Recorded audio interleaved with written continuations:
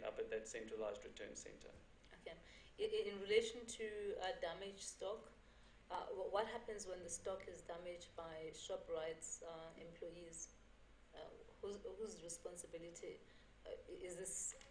Is the supplier still contributing towards the return of that stock to them? If they were responsible for the stock, first point is that we're not aware of who's damaged stock.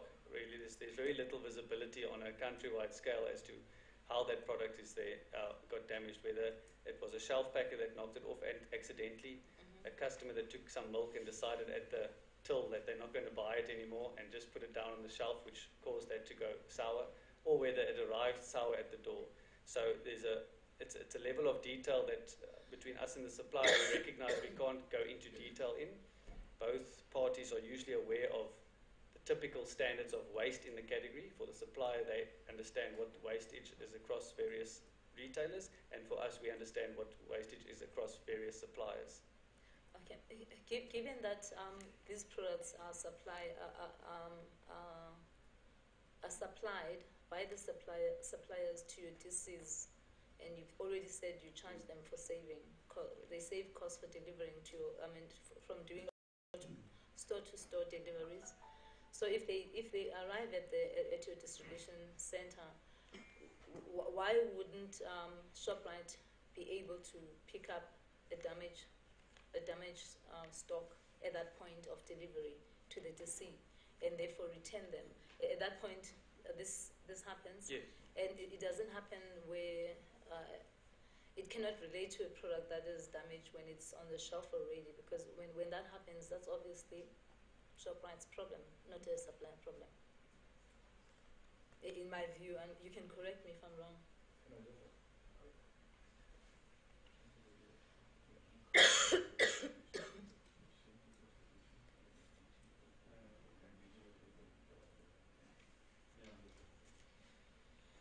So my colleague just said, so the question around when do we take responsibility? So if it lands in our DC, it is then our responsibility. That's when we take ownership of the goods. I think there's a recognition on the supplier's part that not all the products they always deliver are in a perfect condition, a small percentage, and it's not feasible to check every single one of the products. And secondly, there's the recognition that just the operation of retail and the transport of goods also results in damaged stock. I think what we're trying to say is that it's not physically possible when the stock arrives at our DCs to check everything. Yeah. So we work on percentages and the norms in the market. If I would have delivered it directly to a store, I know the damage would have been X% of that specific commodity, so we work on averages. Okay. And then just going back to the a question that you tried to answer on when you spoke about having to delist smaller suppliers due to safety regulations and all that. What is can you speak to us on ShopRite's program for listing new suppliers and supplier development in general? And as you answer, I'll make this a very broad question so that you can just cover everything in your answer. And also, there's been a huge complaint coming from areas, especially where ShopRite operates. You're the biggest operator in these areas, townships, rural areas, peri-urban. You have a huge presence as ShopRite, so we would like an answer from you. The extent to which you source from local suppliers, those in the communities in which you are located, and to what extent do you support them, to what extent do you assist them to develop, to be at the caliber of suppliers that ShopRite can actually deal with them. Okay, I think first of all, there's no supplier that we will not consider as a supplier to ShopRite. If I speak from our fresh produce side, to which it's not my forte in my experience in the business. That's where we source from local farmers and local producers, and in that sense, we have to procure locally because there's no other way to get fresh produce to our stores. In that sense, I think we're open to anyone that can produce a product of the right standard and can meet the food safety requirements, as we are in all areas. In the sense of the township, so that's in terms of the fresh and the farmers, everyone is a potential supplier to one of our companies, Freshmark, which is part of our group. In terms of the more typical grocery goods, that is also the buying groups purchase for a division as a whole. So it's not necessarily that we have someone that purchases for a specific store only. And we had that program, which Mr. van der Merwe alluded to. We are open to suppliers, and there are mechanisms for local suppliers to deliver to specific stores. But on the whole, we are a national retailer, so we're looking for suppliers that could supply all our stores. But we have many cases where suppliers, for example, bakeries, that can only service certain areas. And in many cases, those suppliers provide us with the best goods, and then we purchase our product from them. So I think it is a case of being fit for purpose. And I'm not aware of any instance where a supplier that was fit for purpose was turned away because he was classified as a small supplier or because of the area where he was situated. Okay. Can I request that then we be provided with a written submission on ShopRite's initiatives where it supports small suppliers. Suppliers from the previously disadvantaged groups in the communities in which you operate, and you give us a split. You speak on what you're doing there, but it mustn't be CSI stuff. It must be specifically related to grocery supply, enabling a business operator to supply you, and having developed that operator to come through your system and become a significant, not significant, whatever, because significance can also depend on them, on their performance and everything. So you cannot drive that completely. But just your initiative as ShopRite, how you've done that, and also just give us a percentage of those in relation to your other suppliers. How much of that do you have in your? I could look, but it would be hard for us to give a percentage because we don't classify suppliers like that. Every supplier is a supplier. We don't have, these are people we have to nurture, and these are people we can deal harshly with. We deal fairly with everyone. So you don't nurture anyone? We maintain healthy business relationships with everyone. So are you saying you don't have suppliers that you're actually developing in the manner in which you operate business? No, we certainly do.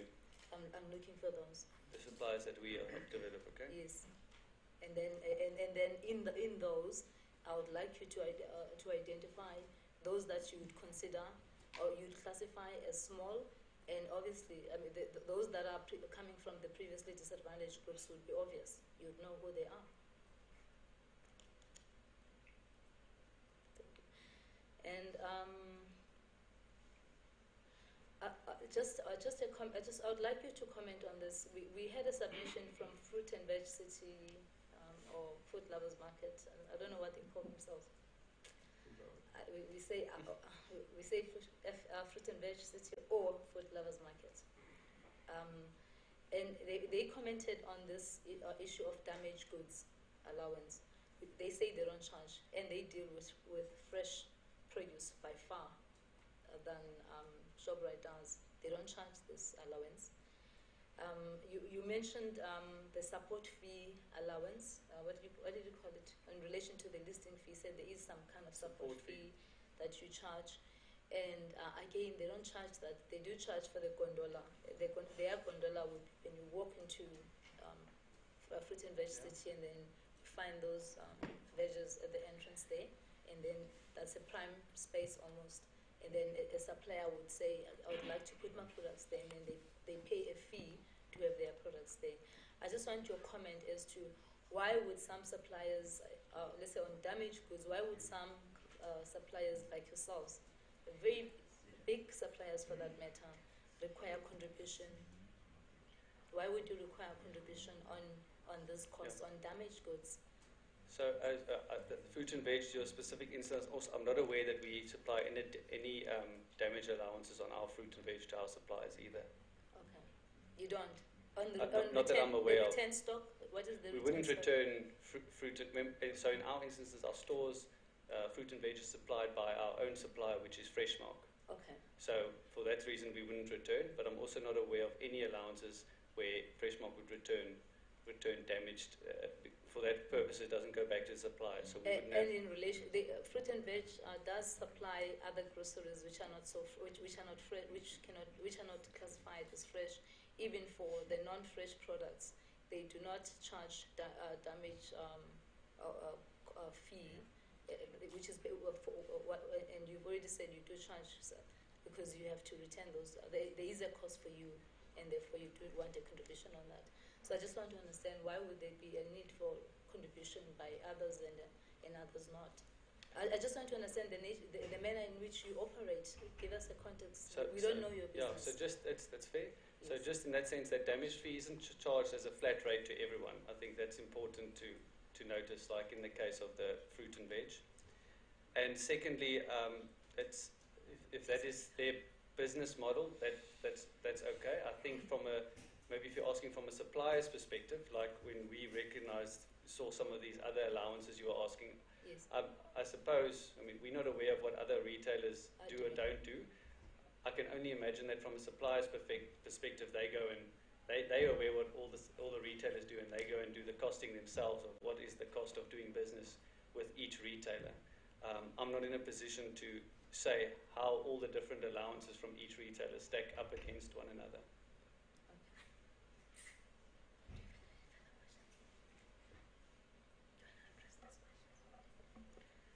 I just have a few follow-up questions on what you've submitted to us. So, firstly, can you maybe explain to us, we've heard during the course of these proceedings that there's something called a back margin and a front margin. Can you maybe explain to us from your perspective what your understanding is of those margins? Certainly. So the back margin would typically be what we described, well, that's how I understand it, he agreed upfront in the rebate. So that would be these percentages of whatever the mix of percentages is for each supplier. That would be classified as the back margin, and then the front margin would be the difference between what we sell the product for and then what we actually buy the product for. Then just on something else that you've submitted today, you've said that there's evidence that efficiencies are passed on to consumers. So I think what we would want to ask for is, as part of your follow-up written submission, if you could maybe please provide us with a few examples of direct evidence where consumers have benefited as a result of supply chain efficiency, so where those cost savings were actually passed on to consumers. If you have any examples of this, any evidence on this, we would please like you to submit those to us in writing. And then also another thing that we've heard from our engagements with suppliers, smaller suppliers in particular, during the course of this inquiry, is that suppliers have to charge a higher price for their products to make up for all of these allowances and rebates that they are charged by large retail chains such as yourself. What would be your view on this as Shoprite? So suppliers are arguing that their own margins are being reduced because they just have to try and make up for the difference between the rebates that they are charged by the retail chains and their own cash that they receive for their products. Okay, I'd just like to address the first question where you asked for the evidence of where these rebates are passed directly onto the supplier.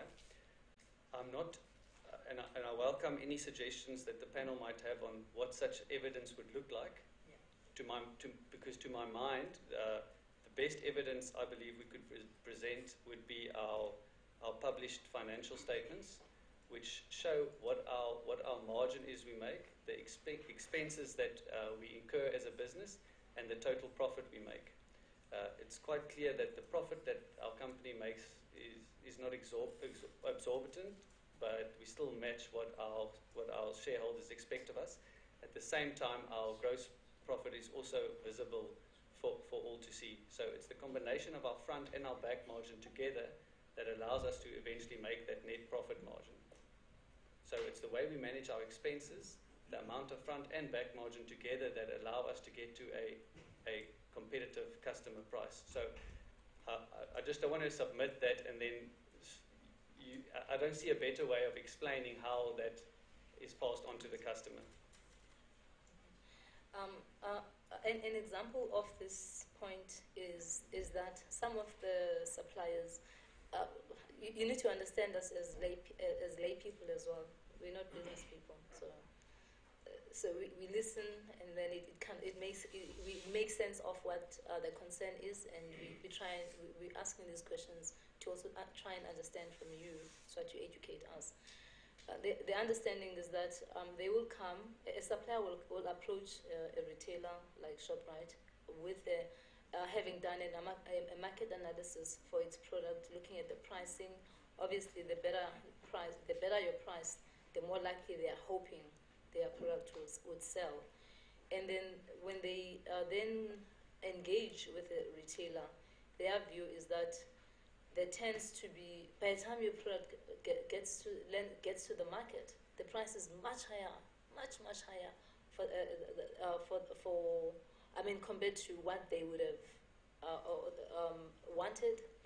And this is the biggest complaint that has come through. So I think it's us trying to understand that possibly with that question. Okay, so I take that point. So in that instance, just to clarify, you basically asking them, where is the saving for the customer? Where is this saving for the customer? We feel that the risk is still passed on to the customer in this case, from what they are saying. But so you're saying they know what they know what they charge, what ShopRite bought it for, and they see the price in the store, and there's a big difference. And is there, in that instance, if there was a bigger difference between our price and their price, ShopRite would not have its price position that it does in the market as the cheapest retailer. So maybe the question should be better directed at other retailers that have more expensive pricing. I think if I may add, obviously we measure our prices against our competitors on a daily, weekly. We do 100 lines, 1,000 lines, because we want to be the lowest in the market. So we measure ourselves against the market on a daily basis. So isn't that the proof that you are looking for, to see if we are the cheapest or not? Or our prices are then exorbitant or... Just to illustrate this for us, it may help maybe if you provide us with a written example, a written submission that preferably is not confidential, so that we can share it with the parties where these concerns have been raised, and generally for the public's benefit. In relation to, maybe you pick up a few products from your KVI list, and then tell us how you would, for example, on that specific product, how this works and how these allowances are applied, and where the benefit is for the consumer, where this supplier specifically paid so much. And I'm sure there would be. Let's take an example. I don't want to. I'm trying to think of tomato sauce. Is it all? Yeah. Yes. Or gold tomato sauce, where you don't have many products in the, that fit into that category. You would be able to just identify a single product in maybe 5 KVI items, and then you give us examples where how this is applied, so that we understand, and make sure that you try and educate us. Just make us understand how this works, and where the benefit is for the consumer, and how this payment that is deducted. Okay, so would you be satisfied if we showed you our prices for those for those 5 KVI lines and other competitors' prices? Because in our minds, our cheaper prices or consistent prices, we're not, would show that that's where the benefit for the consumer lies? I guess it would, but it's also important to show us how much you purchased it for. It will be the whole price in So, that yeah. we compare so So- we know exactly what we're comparing. So that would be confidential, Yeah. which we purchased it for. No, we understand that. We will keep that. Excuse me? The pricing information we will keep confidential, but just for us to understand how it's all been worked out. What I'm saying is a bulk portion of that submission and explanation would like it not to be confidential, so that we can Yes, the so that selling we can form prices part would of be the public. explanation that we can provide. All right. So just what you could also not expect from that is we wouldn't know what the cost prices of any of those competitors would be. Yes, no, we can get that. We Okay. can, and we will. Thank you. Any further questions?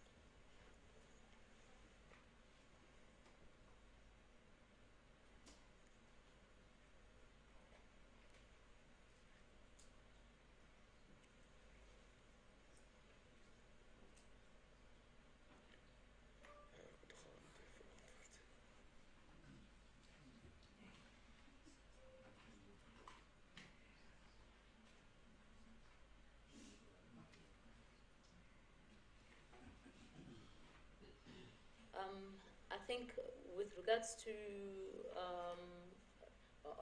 questions relating to suppliers, and I think the last question that I wanted to know from our side is, if we ask for, or when we look at ShopRite's trading term agreements or trading agreements, are we going to find all your trading terms in those agreements, or are there other documents where these terms may be contained other than the agreements, the trading agreements? That's the last point. So no, the trading agreements are the agreements that are agreed upfront nationally. So those are the terms. But that like I said, these aren't product specific. These are more supplier account specific, or category specific, or brand specific. So these are very holistic in nature. In the divisions would be the specific cost agreements. So those are also official agreements with suppliers, where that's where the cost price is actually determined, or if there's other specific marketing activity around that. And that all those negotiations will be reduced into an agreement of some sort between the division and the supplier. Yes. Okay, thank you. Thank you, Mr. Van der Spey. I don't know whether it was you who needed to leave, and then we'll move to our questions on. I don't know if you want to make introductory remarks on exclusive leases, or do you want us to just? Chair, may I be permitted just to make an observation at this point, arising from your suggestion that one tries to distinguish between what might be a closed session and what might be open session questions in this regard. I just did a quick review of the questions which were put forward under the 13th of October 2017 letter. There is that list of about 70 odd questions which covers both topics. And on my count, what I've done is I've taken the liberty to mark up one copy with a yellow marker of those questions which I believe are appropriate for open session, and those which have no marking, up to question 51, I should say, are those which I believe are sensitive in the context of the pending proceedings. So I don't know what is the best way to proceed in that regard, because on my count, about 20 out of the 51 questions relating, let us call it, to exclusive leases and matters surrounding that are okay for open session, if I may put it. Could I perhaps, it's just by way of obtaining guidance from the panel, could I perhaps just place before you one marked up copy so that you can perhaps just cast your eye over what I suggest are questions for open session versus those, and it may be that there's a practicality which arises because the questions overlap in a sense, and it may interrupt the flow if one goes open and goes closed. But I'm entirely guided by the panel in that respect. So the yellows are those which I say are probably fine for open session.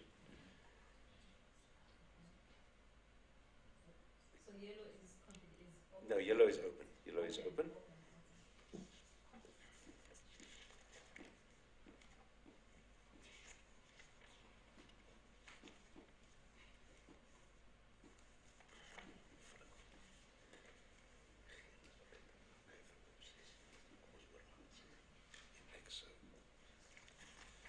I think, given the long list of your closed session questions, we just want to, we think the best way to deal with this is to maybe have a 5-minute adjournment so that we can discuss why these questions are, why all these questions must be dealt with in a closed session. I'm guided by the tribunal in that respect, but that is just what struck me, and Yes. I should add that I'm involved in that case, and I've marked up the subject matter of materials, Yeah. which by my own observation have been discussed in affidavits and submissions already before the tribunal. Thank you. At this point, we would like to request all members of the public to excuse us for a moment whilst we discuss this issue, and also the live streaming, the media live streaming to be switched off, and then the transcription can be left on.